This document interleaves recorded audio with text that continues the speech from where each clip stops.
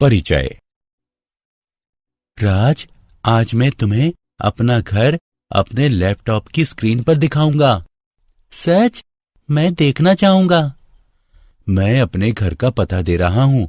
अब मैं मानचित्र को तब तक बड़ा करूंगा जब तक कि मेरा घर नहीं दिखाई देगा। देखो, अब मेरा घर दिख रहा है। बहुत अच्छे, यह अच्छी तरह से कार्य करता है। लेकिन मैं तुमसे पूछना चाहता हूं कि यह कैसे कार्य करता है।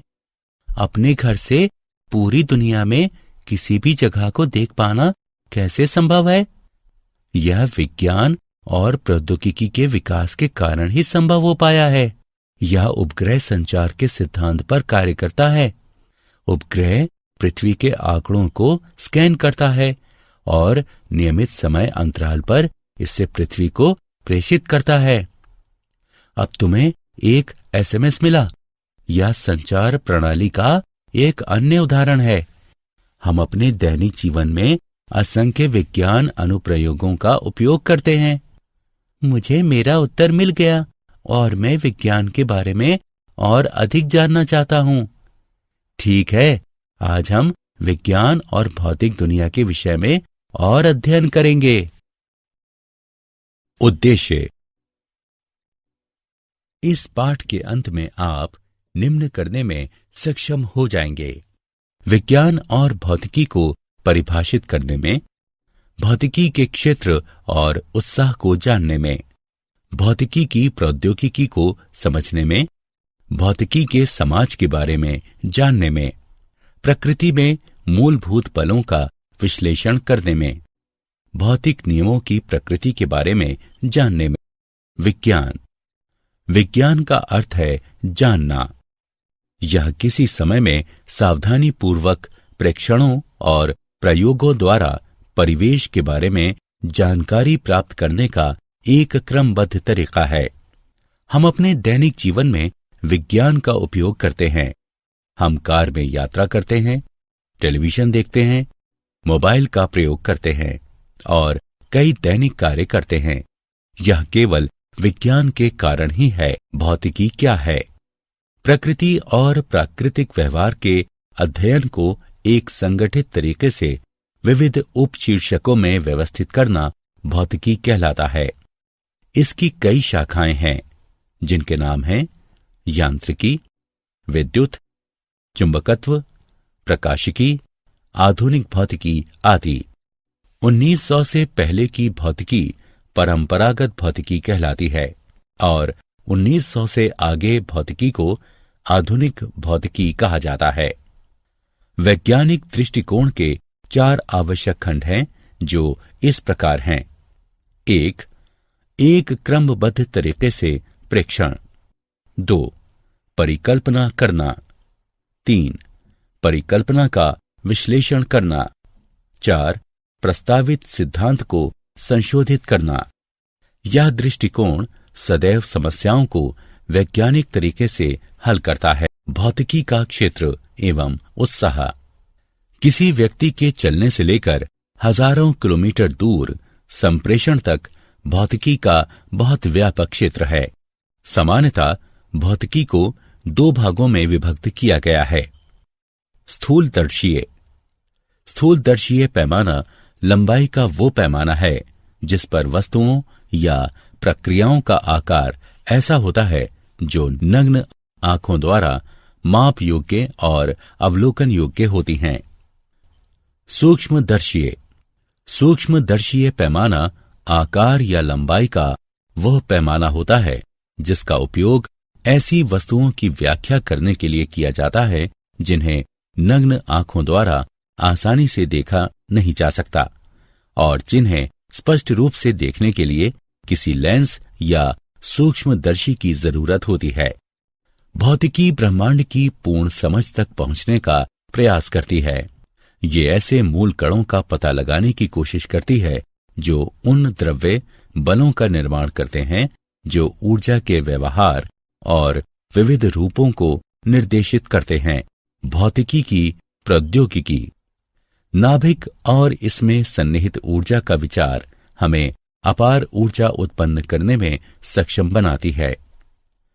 डिजिटल तकनीक के अध्ययन ने हमें एक कंप्यूटर बनाने में सक्षम बनाया जो कम समय में प्रक्रिया करता है। कर्नाटक द्वारा सैद्धांतिक चक्रीय उत्क्रमणीय प्रक्रिया के विकास से हमें एक इंजन, रेफ्रिजरेटर, एयर कंडीशनर आदि को समझने का मौका मिला।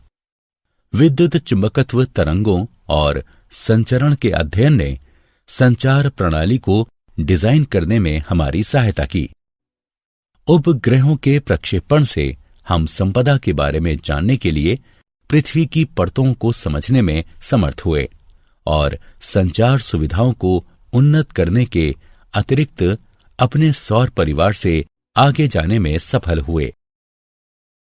भौतिकी का समाज। भौतिकी आधारित तकनीक के द्वारा हमारे समाज को बहुत अधिक लाभ मिला है।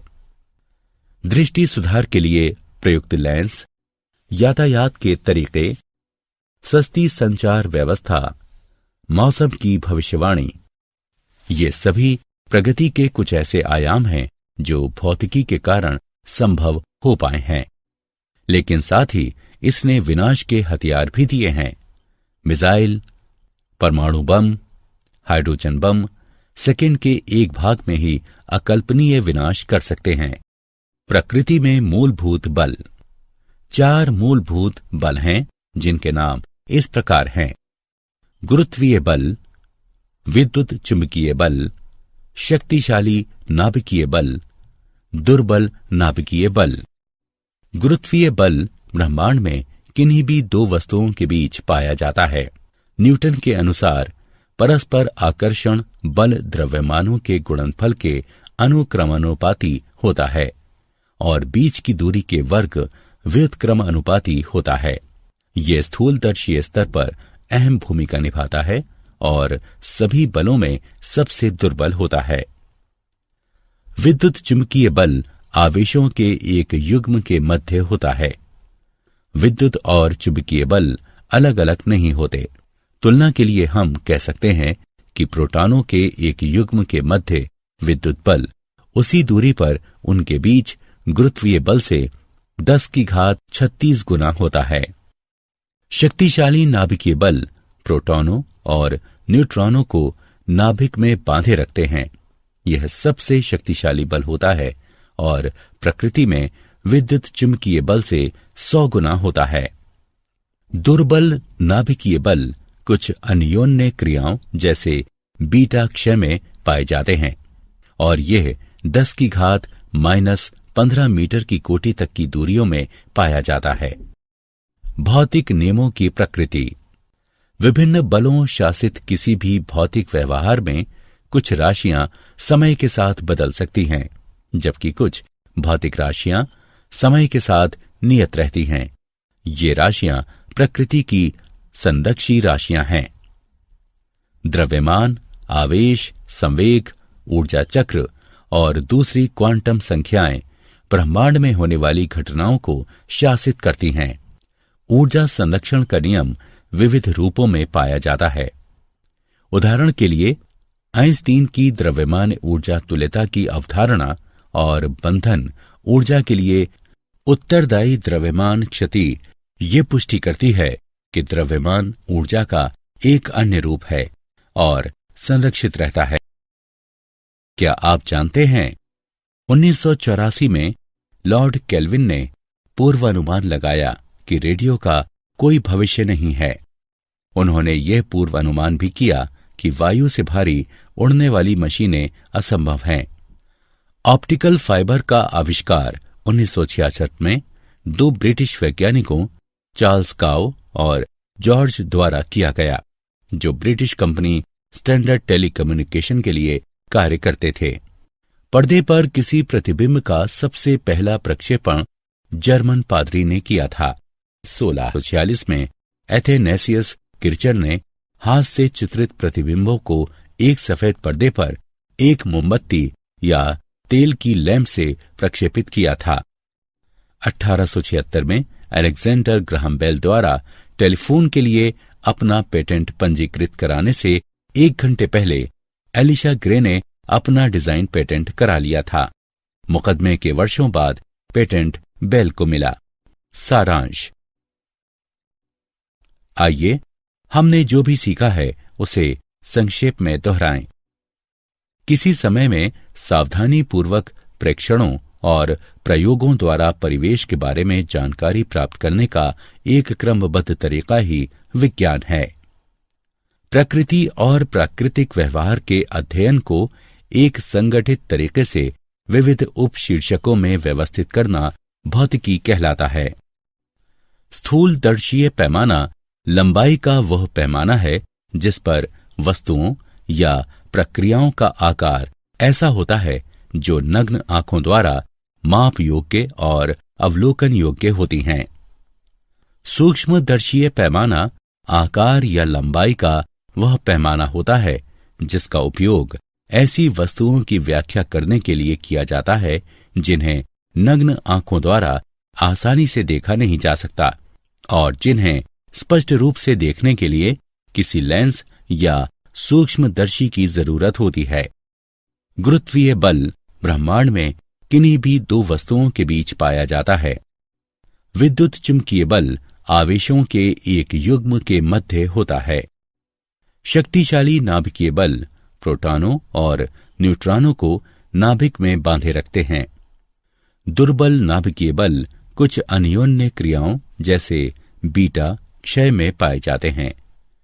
कुछ भौतिक राशियां समय के साथ नियत रहती हैं। ये राशियां प्रकृति की संदक्षी राशियां हैं।